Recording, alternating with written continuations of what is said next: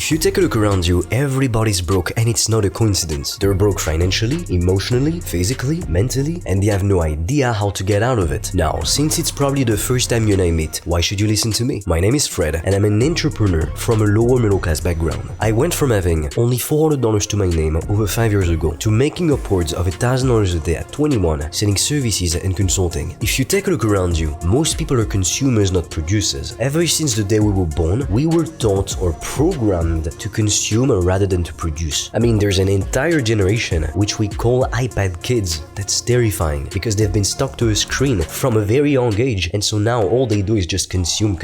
They're addicted to screens. Be honest with yourself. How much time do you spend every day mindlessly scrolling on social media or entertaining yourself with Netflix or video games? I'm not talking about watching educational content like this video, because you're either getting a much needed dose of inspiration or learning valuable things that you can apply to improve your life for the better. But I'm talking about mindlessly consuming. If you open up TikTok or Instagram and you start scrolling, before you realize it, 30 minutes of your precious time are gone. And it doesn't matter how smart you are, how much willpower you have, because these platforms literally hire scientists, the smartest people in the world, to make you more addicted to their products. Now, am I saying you can't entertain yourself, you can't watch Netflix, you can't play video games, or you can't be on social media? That's not what I'm saying. I'm saying you need to become very careful. If you could show me what a day or what a week in your life looks like, I could be able to tell you exactly why you're broke. If you spend most of your time consuming instead of producing value for other people, that's why you're broke. That's why you're not making 10, 20, $30,000 per month, because nobody's going to pay you, give you the money they've worked so hard to earn for nothing in exchange. Business is all about transactions. I want you to remember the following quote: producers make money, consumers spend money. The problem is that if you do as society says, you are a good taxpayer, a good consumer, you have your 9 to 5 and you never try to do better, you will end up like 99% of people, stuck in a dead-end job, just making enough money to pay your bills, living expenses and taxes, but not enough money to actually be able to enjoy life and do the things that matter to you. The wealthiest people in the world are extremely rich because they've helped many people or impacted the lives of many people in one way or another. The reason why Apple is a huge company worth trillions of dollars is because they sell amazing products to people, and plenty of people buy their computers, their phones, their iPads, all their products eagerly. I mean, I will personally never understand it, but some people, they literally wait in a line in front of the Apple store for days before they release a new product. And every time I see something like that, I'm like, come on, do you have no life? It's just a fucking phone. Like, prioritize your own time, your own goals. I remember in school at some point during Spanish class, they showed us that basically Desigual, which is a Spanish clothing brand, created some kind of promotion where it's like, if people were waiting in front of the store naked, they could get free clothes. And people actually showed up and they would stand in front of the store in their underwear just to get free clothes. Now, society will tell you, get in debt. It's okay. It's okay if you're $300,000 in debt. It's okay if you owe someone money. If you've got many creditors constantly breathing down your neck. For the elites, debt is only a way to control the masses yet again. Because if you owe somebody money, you are not in a position where you are free. You're not free to make your own choices. You can't decide to go and to quit your job all of a sudden because you have to repay your creditors. So that's priority number one. And if you don't, everything will be taken away from you. So it's not a good position to be in. And society loves to promote borrowing money, getting in debt to afford the things that you couldn't afford otherwise. And by that I mean luxuries. How many people get a better car than what they can actually afford because they buy it on finance, but they just want to show off instead of, you know what, swallowing up their ego, taking the time to make more money and to actually be able to afford that car. Instead, they're going to get more debt on their credit card. So with credit cards, we have normalized spending more money than we can afford to, and even worse, getting in the negative just to be able to buy shit we can't currently afford. Honestly, there's something that's always shocked me. Do you know how many broke people I knew who had the latest iPhone? So me personally, I grew up in the lower middle class. We often lacked money and life was hell. Whenever we wanted to buy something, my younger sister and I were told it was too expensive. We never explored different countries because we couldn't afford to do so. So it felt very frustrating to grow up in this environment where I would constantly hear my parents complaining about the price of food, of electricity, of gas, and we essentially never did anything. So I always felt like we were living half of a life. And my parents were good, hardworking people, except they were underpaid and undervalued. They were breaking their backs at work only to earn breadcrumbs. To give you an example, my mother was a nursing assistant and she was dealing with very violent patients. So alongside with her other female co-workers, they would have to take care of thugs that got into knife fights, of drug dealers, of convicted felons. So as you can see, not exactly the friendly type. And with only a single security guard for the entire building, as you can guess, shit was bound to happen. And so while we didn't really have much money growing up, the craziest thing is that some of my parents' friends, they were actually more broke than us, yet somehow they had the latest iPhone. But when I I would go and have a sleepover with their kids, they would eat pasta all the time, and that's it, because they were spending all their money on things like iPhones, and they lived in tiny apartments. But instead of using the little money they had wisely, they wanted to buy a fucking iPhone when they couldn't afford it. Growing up, we never had an iPhone. Now you have to be extremely careful, because no matter how much money you make, there is one mistake that will keep you broke if you don't watch out for it. Whether you have a job and you make a comfortable salary, or if you have a business and you're newly successful. Let's say you got to your first $5,000 to $10,000 per month. You feel like you're a success and you're making very good money, so you should enjoy yourself, but be extremely careful. Once you start spending money on nice shit, it becomes addictive. It's like if you were to drive a Porsche tomorrow, you're not going to want to go into drive some crappy car after that, because in the brain you've got this kind of comparison mechanism. It's like if you were to eat some ice cream before you eat an apple, the apple in comparison, it will taste extremely bland because you've just had something extremely sugary. So when you get used to a luxurious lifestyle, be very careful, because if you can't actually afford to sustain that lifestyle, the downfall will be extremely painful. When you're making $5,000 to $10,000 per month, sure, you can spend some money on yourself, have fun. After all, you've worked so hard, you've earned it, you deserve it. But at the same time, I highly suggest you reinvest most of what you make. You have to be smart, you have to play the long-term game. I don't even have things like a Rolex, even though I have a profitable online business. And I know if I were to wear a Rolex right now, more people would believe me, because they would see it, see the status symbol, and be like, oh well, he knows what he's talking about. So it would be a way to convince people on a subconscious level, I know what I'm talking about. But instead, I choose to give you raw, honest advice, and you take it or you leave it. And I'm playing the long-term game. I can spend money on Rolexes or cars or whatever, but that's money I won't be able to put back into my business, into getting the right mentors to take me to the next level. Always play the long-term game. I'm all for enjoying life and spending money on nice shit, but you have to do it at the right time, because if you don't time it right, you can very quickly lose everything. I knew people who became successful with their business, but because they started to spend money at the club on Rolexes and expensive shit, they lost everything, because now they got distracted and they couldn't focus at work. And on every single one of their sales meetings, they got super needy and desperate because they needed the money to pay for their lifestyle expenses. And so prospects could sense they weren't really interested in helping them, but rather they just cared about funding a lifestyle. So be extremely careful. Now, if you want to see me posting pictures of nice shit when I do spend money, you can follow me on Instagram. My username is literally just my name, and you can see the behind the scenes. I'll be honest with you, it's not really your fault if you're still broke right now, because chances are, unless you grew up with wealthy parents, then you don't know what wealthy people know. Otherwise, you would be wealthy yourself. And on top of that, the education system taught us to be poor. It taught us to go into work for somebody else instead of building a company, becoming producers, and impacting the world positively. It taught us to be compliant, to never question authority, and to get massively in debt, as opposed to teaching us about investing, managing money properly, so that we could have a comfortable financial future. And it makes sense, because most of your teachers, they're broke. If they knew how to be wealthy, they wouldn't be university or high school teachers. And university in most countries is a massive business. Every person I know that's gone through university, every single one of them told me what that university taught them is shit. So they mostly had to figure it out by themselves, even though they paid over $100,000 for a fucking degree. Now you need to understand, you need to be able to put your ego aside and get out of your comfort zone. Over 5 years ago, the main reasons why I was broke and why I only had $400 in my bank account, it was because of two things mostly. The first is that I had no clue what to do because I wasn't willing to invest in myself and get help from mentors. And number two, I was too afraid of rejection, of feeling pain. So like a scared little boy, I would stay in my comfort zone. But nothing changes if nothing changes. It's not until the day I admitted to myself, alone, I wasn't going to go far with my limited knowledge. Growing up, it's not like I was surrounded by multi-millionaires. I was surrounded by average mediocre people. So I wasn't going to learn how to build a profitable business from people that didn't even have businesses and who were miserable because of their 9-to-5 jobs. It's only when I started to go and seek for mentors who had the sort of results I wanted to have that I started to see some results. In fact, I can attribute the success I have now to 3 main mentors. If I hadn't gotten help from these 3 main mentors, I would not be where I am today. I would have never been able to close $1,000 deals with complete strangers. And getting help from mentors also gave me the boost in confidence I needed to finally go out there and make it happen. Which is why, to help you, I've recorded a free video in which I share with you everything I did step by step to make upwards of $1,000 a day at 21 selling services and consulting. That way, you can literally just copy me. Or if you're committed to starting your business and becoming financially free, finally obtaining the life that you deserve, you can directly book a free call with me or my team and we'll see if we can help you. That being said, if you found this video helpful, share it with a friend, and together, let's blow up this YouTube channel to empower ambitious individuals across the globe to become financially free.